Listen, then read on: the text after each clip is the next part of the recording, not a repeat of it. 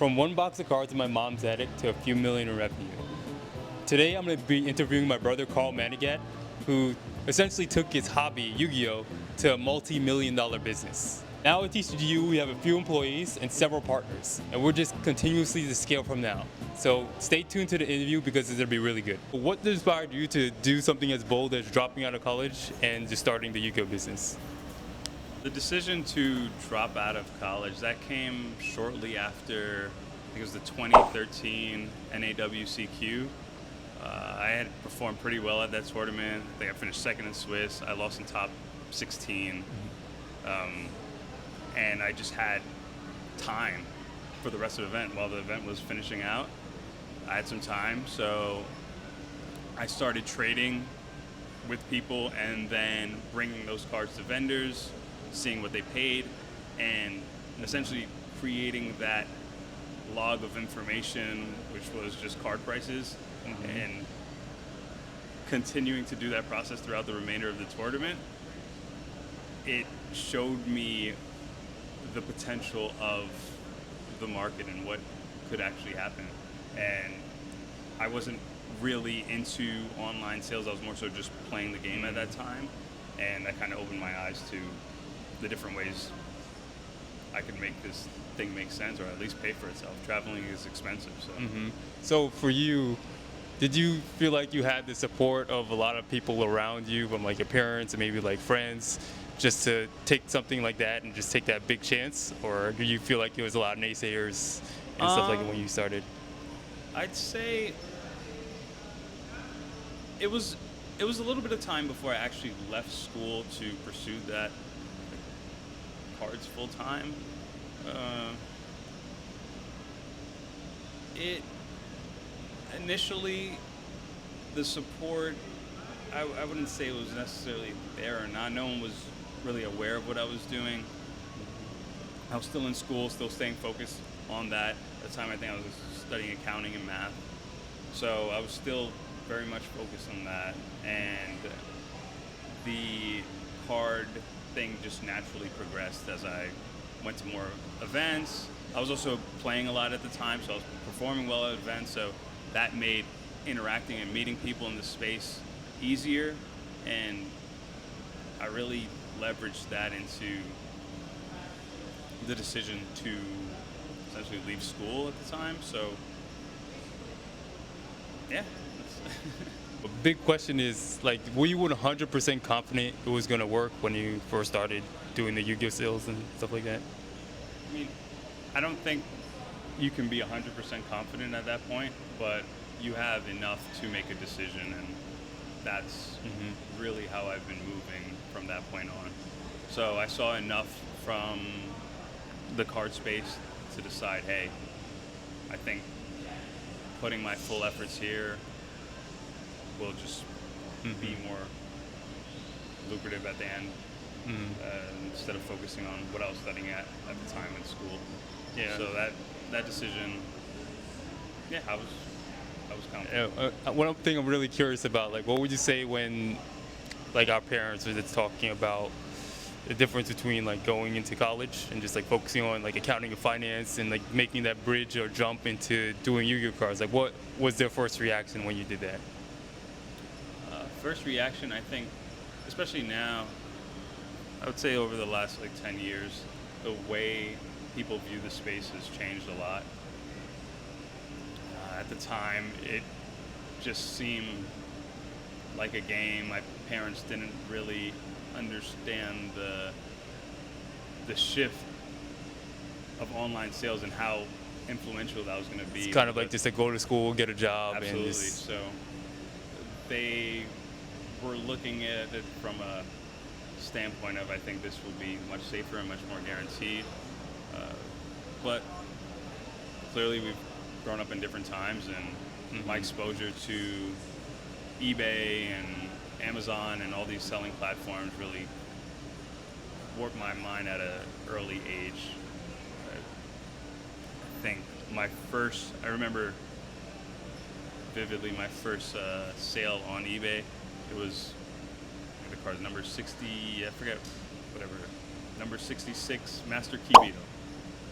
that was a card I was selling to buy list at the time for $2 or $3, and that was the first item I sold on eBay, and it was for $10.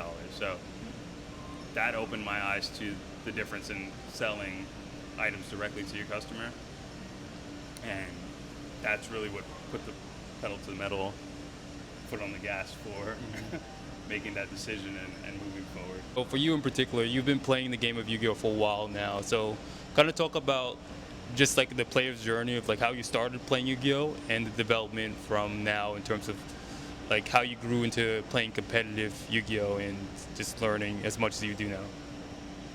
Got it. So I think a big part of the journey and continuing to play is having people around you that are interested in the game, and that's something that we had from a early age.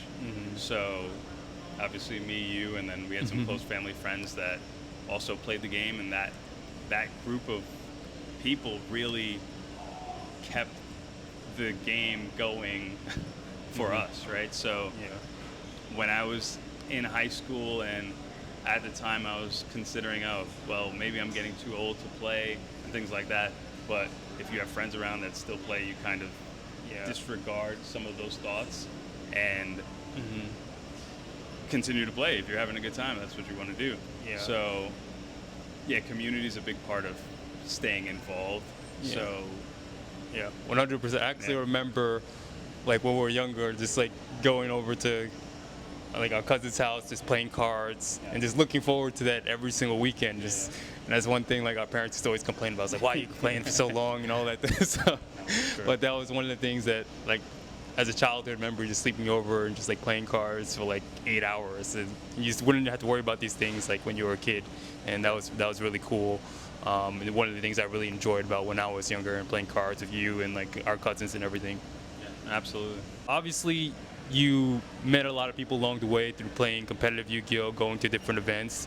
So how would you say going to these competitive events like really helped you along the way in terms of just developing into the business side of Yu-Gi-Oh? Did it help you? Did it make it harder? I guess what would you say? So I'll say this. I think one of the competitive advantages that we have in Yu-Gi-Oh is the fact that we are very heavily involved and we're more in tune with the customer.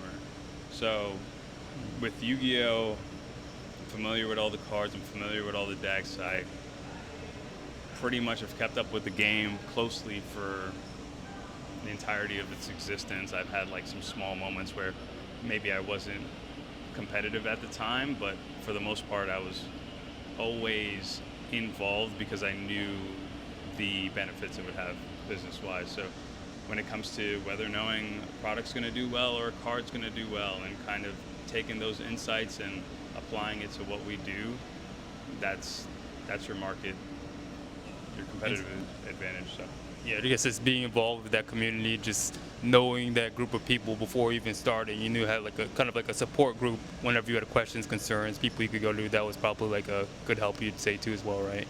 Yeah, no, absolutely.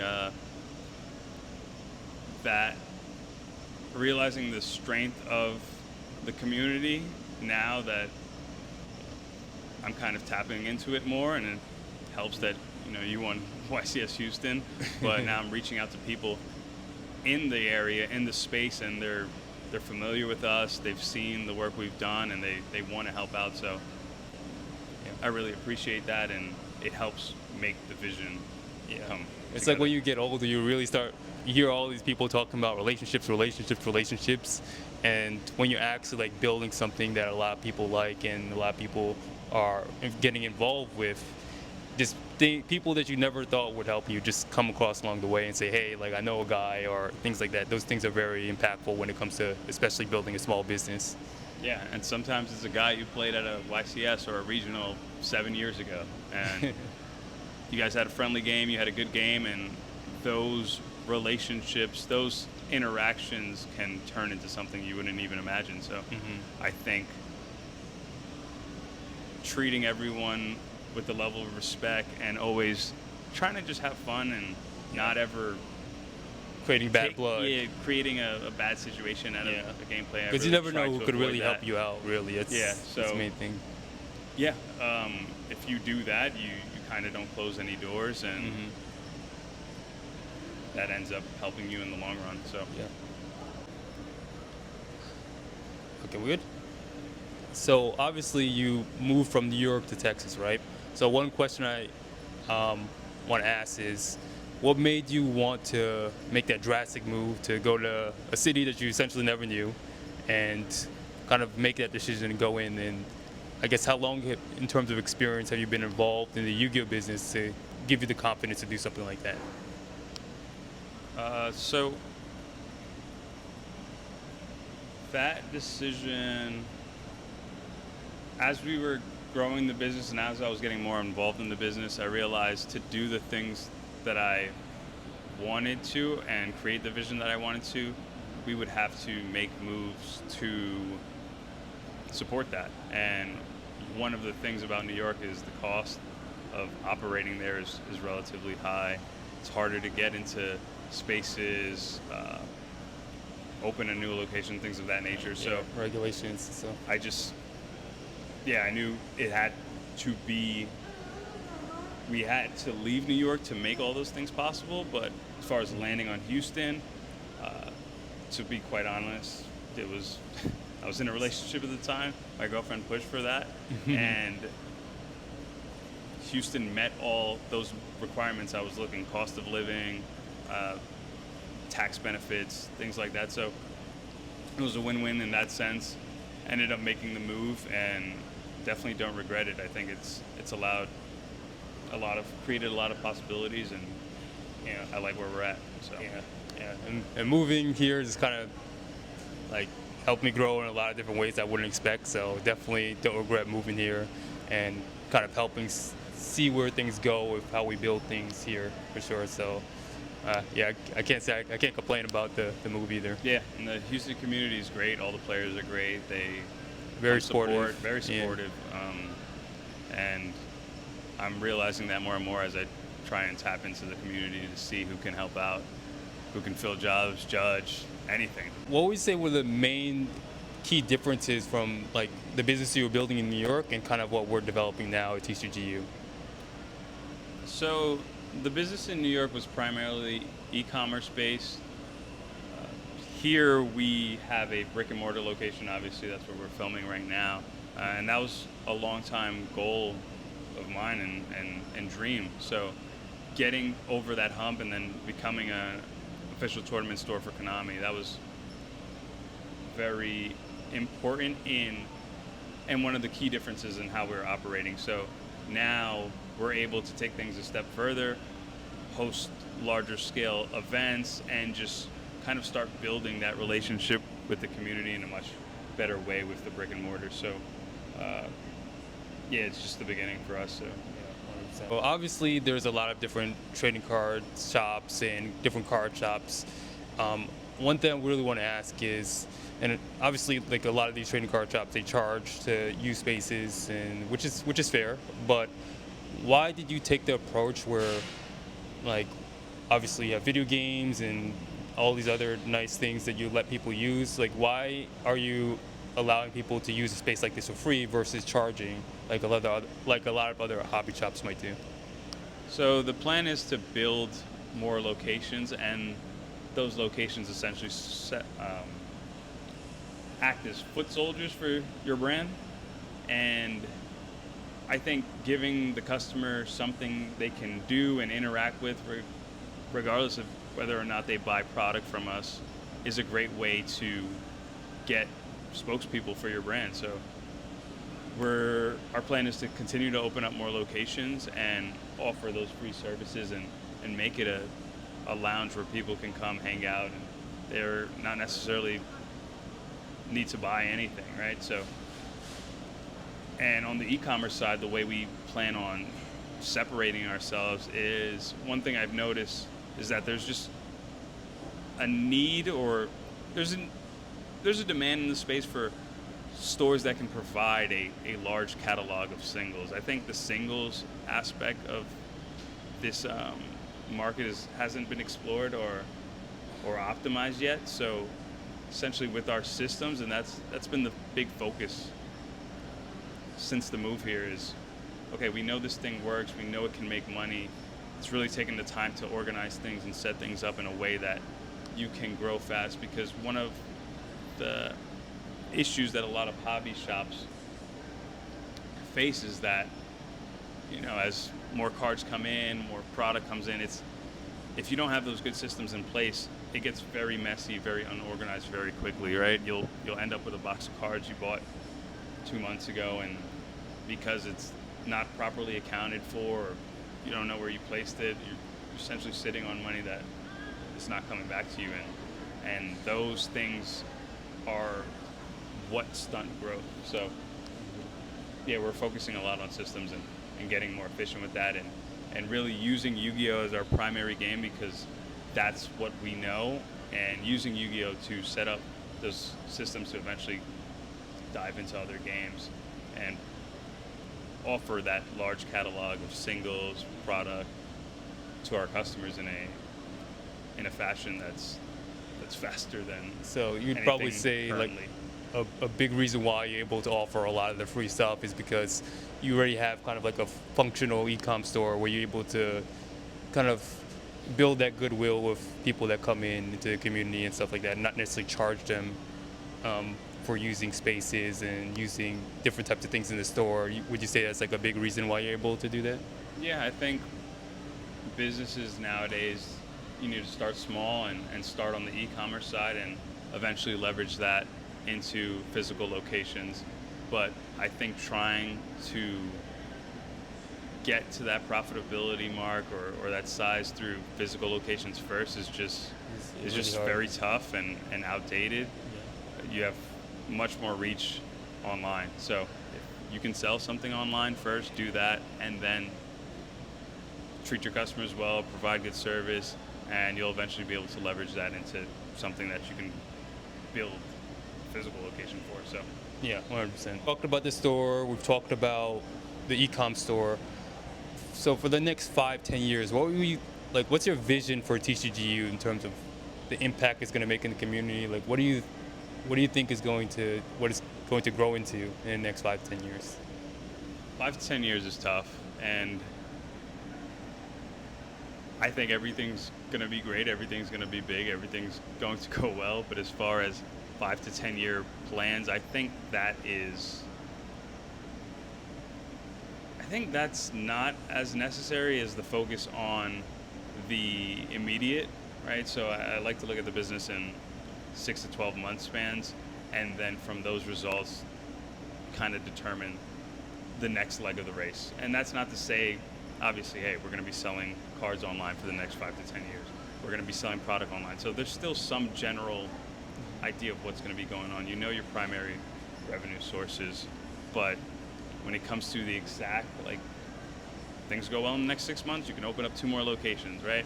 They don't, you slow down for a little bit. So the business can go in a bunch of different directions based on how the next 6 months play out. So if you focus on that and executing, I feel like your business just naturally moves faster. And it's not as uncommon of a thought process as I initially thought. Every time I would tell people, and I'm not thinking about 5 years from now, they go, it's crazy, but Yeah.